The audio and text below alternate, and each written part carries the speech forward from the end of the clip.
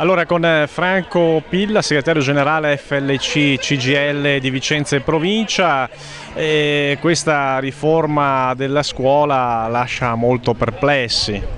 Sì, questa sera è passata al Senato, c'è stata la fiducia, ovviamente il mondo della scuola è arrabbiato e stasera siamo qua con il lutto al braccio perché riteniamo che sia proprio un lutto questa riforma per il mondo della scuola. Una vera e propria sciagura, per quali motivi in particolare? Beh, per tutti quelli che abbiamo ribadito fino all'altro giorno, che con le modifiche portate col maxi emendamento non hanno cambiato assolutamente niente, e per di più questo ricatto che riteniamo vergognoso delle assunzioni in cambio della riforma.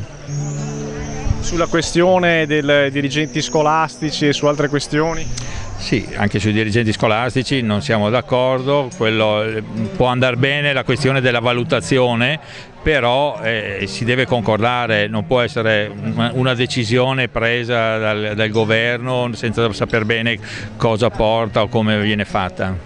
Questa sera flash mob con lutto al braccio e poi? E poi ci rivedremo a settembre più arrabbiati di prima.